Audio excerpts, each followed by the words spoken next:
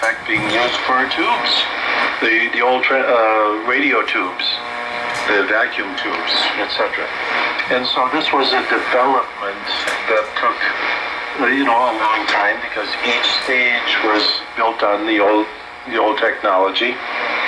As soon as transistor junctions were understood, then immediately they understood how to apply these to circuitry, because it was the same concept as the old electronic vacuum tubes. The same type of techniques could be built into solid state, and therefore they just built circuits with transistors instead of tubes. All of the tube circuitry technology had already been developed. The diodes, the triodes, the multi-plated systems, the amplifier tubes, etc. were all developed. So all you had to do is cascade transistors and build the exact same circuits.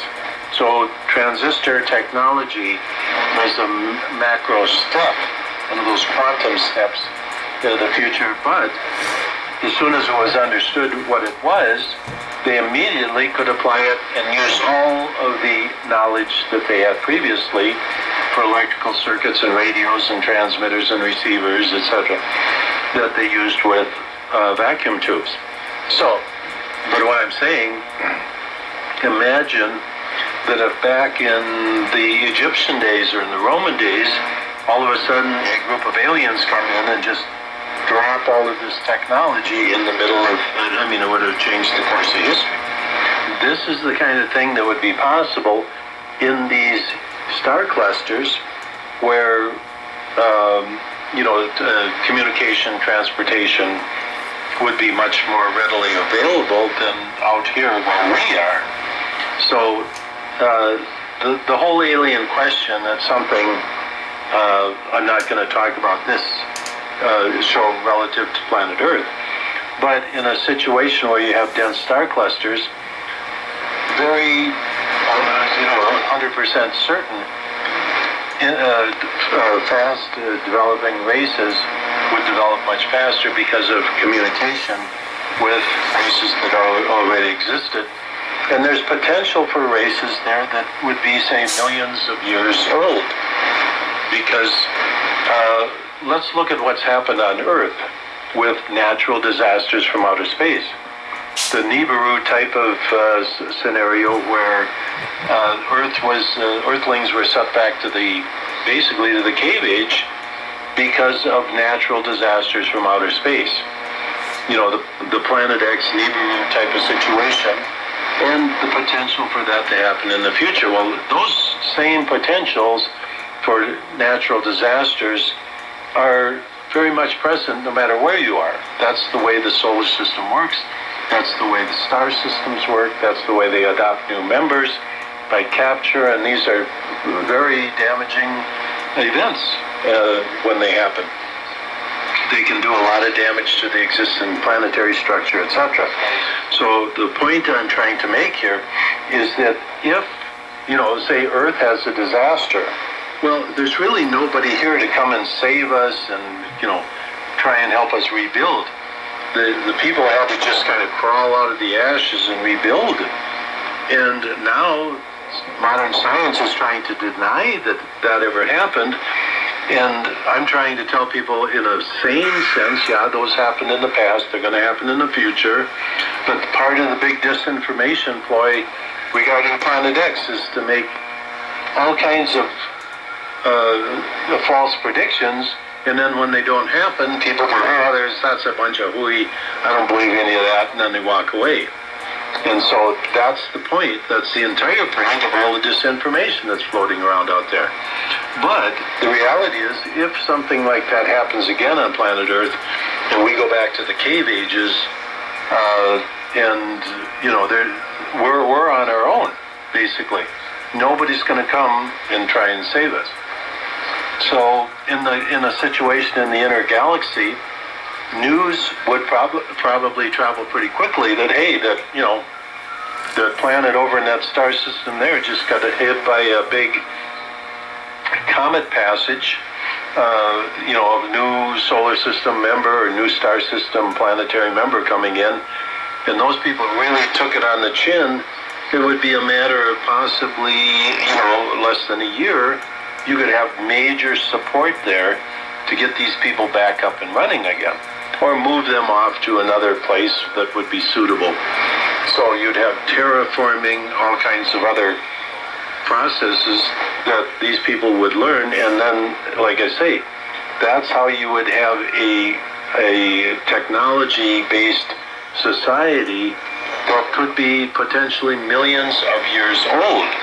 Because the reason the human race isn't technologically advanced over a period of millions of years, although we've probably been around that long as an intelligent species, is because when we get wiped out, there's nobody to come over and help out. We just got to crawl out of this ourselves, or the next species comes along and evolves through the proper steps to become, start to control the environment. And by the way, my definition of an intelligent species is one that controls his environment, or the species environment. In other words, you can take the environment and change it. So, in a sense, birds do this. They take twigs and they can build a nest, but that's the extent of it. They're not going to build a car. They're not going to build an airplane. They're not going to build a space capsule. They're not going to build a rocket or an electromagnetic propulsion system. The nest is as far as it goes, out of twigs, and that's where they live. And when next spring comes around, they fly off and they build a new nest and have, drop eggs and have baby birds or whatever. That's as far as the animals go. So the real intelligent species is one that can change their environment. And I also have a secondary, might be the primary reason that you could call a species or a being intelligent, is that they can look out into the universe, look and understand the creation, understand their position in that creation, and then look and say, ooh, who created all of this? The bird isn't necessarily going to think that. The bird is just living day to day, gathering seeds and eating bugs or whatever they do.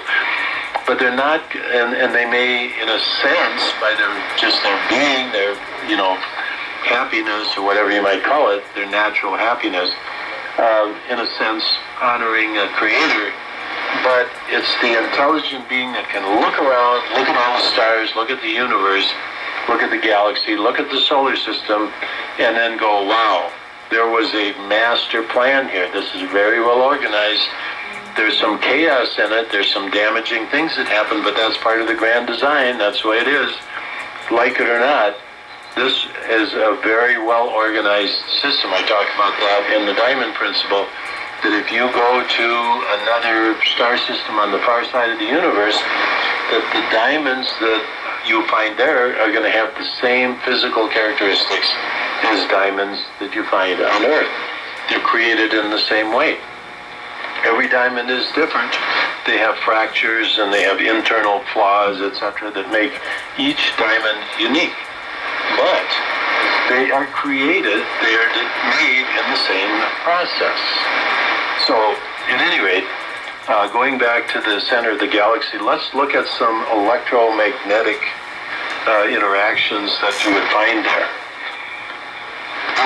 There's something I explain actually in DVD number 3, and this is part of my work on galaxies, which goes back to my days at Cornell. I published an article called Continuing Galactic Formation. You can see that paper. It's reprinted in the appendix of my book, Planet X Comets and Earth Changes. I think it's appendix number 1. It's a galaxy paper. And then the Saturn paper, which followed Saturn's sweeper moons predicted, is where I talk about the electric fields around planets. And anyway, the point is, in my DVD number 3, I talk about the electrical currents that flow down the arms of the galaxies. So they are formed by a gravitational collapse. The gas clouds collapse in. As they collapse, they form a flow outwards, and this forms the two arms that spin out, and then the planetary systems are in orbits around the center of the galaxy. Now, something else is going on in the center of the galaxy is a fusion-based object. In other words, it has fusion reactions going on, just like the sun. So it has a proton wind, and it develops a capacitor. So the discharge of that solar capacitor comes down the galactic arms. So if you're down near the center of the galaxy, or say halfway out in the arm, like the star cluster we're talking about, you have significant electrical currents passing through that region, and no, that is not the source of energy for the stars, not by any stretch of the imagination. The stars, the fusion is literally a fusion fire. It's an electrical fire that burns in the upper atmosphere of the stars.